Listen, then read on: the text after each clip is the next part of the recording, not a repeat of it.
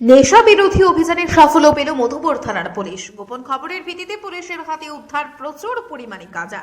প্লাস্টিকের ড্রাম বন্ধী অবস্থায় মাটির নিচে চাপা দিয়ে রাখা হয়েছিল গাঁজা।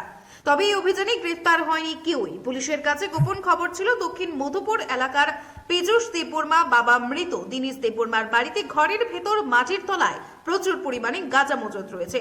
মধুপুর থানার পুলিশ সহ বিশালগড় মহকুমা পুলিশ আধিকারিক, বিশালগড় ডিসিএম, টিএসআর এবং পুলিশ শনিবার বিকেলে হানা দেয় পীযূষ দেববর্মার বাড়িতে। তবে এরই মধ্যে পুলিশের চোখে ধুলো দিলে পালিয়ে যায় পীযূষ দেববর্মা। পুলিশ তার সম্পূর্ণ বাড়িতে তল্লাশি চালিয়ে একটি ঘরের মধ্য থেকে মাটির তলায় 300 লিটারের একটি সিনটেক্স উদ্ধার করতে সক্ষম হয়, যার মধ্যে লুকিয়ে রাখা হয়েছিল প্রচুর পরিমাণে শুকনো গাঁজা। মধুপুর দক্ষিণ মধুপুর ধরো এটা ট্রাইবাল বস্তি আছে এখানে। তো আমাদের কাছে খবর ছিল, গোপন খবর ছিল যে ওই বাড়িতে মাটির নিচে দোকান অবস্থায় গ্রামের মধ্যে পরিমাণে রয়েছে কন্ট্রাব্যান্ড গাঁজা রয়েছে। এবং আমার কাছে এতটুকু ইনফরমেশন ছিল যে 1-2 দিনের মধ্যে গাঁজাগুলো সে উঠিয়ে বাজারে বিক্রি করে দেন। তো তৎক্ষণাৎ আমি আমাদের এসডিপিও স্যার খবর দিই এবং এসডিপিও স্যার সহ ডিসিএম প্রসেনজিৎ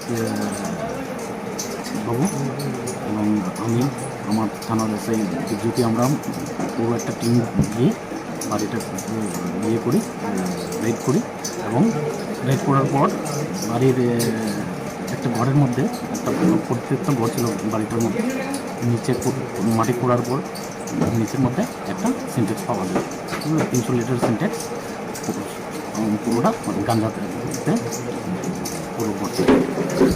পীযূষ দেববর্মা, বাড়ির মালিক পীযূষ দেববর্মা, বাবা দীনেশ দেববর্মা, দক্ষিণ মধুপুর বাড়ি। তাকে পাওয়া গেছিল না, আমাদের প্রেজেন্ট থেকে সে পালিয়ে গেছে।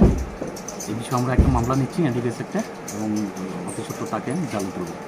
অভিযান শেষে পুলিশ গাঁজা উদ্ধার করে নিয়ে আসে মধুপুর থানায়। জানা যায় সেই সিনটেক্সের মধ্যে 50 কেজির অধিক গাঁজা রয়েছে, যার বাজার মূল্য 2.5 লক্ষ টাকার অধিক। এদিকে তিনি আরো বলেন, বাড়ির মালিককে না পাওয়া গেলেও তার বিরুদ্ধে একটি এনডিপিএস মামলা নিয়ে পুলিশ তাকে গ্রেফতারের জন্য ইতিমধ্যে মাঠে নেমে পড়েছে। Bureau report, Tripura news 8।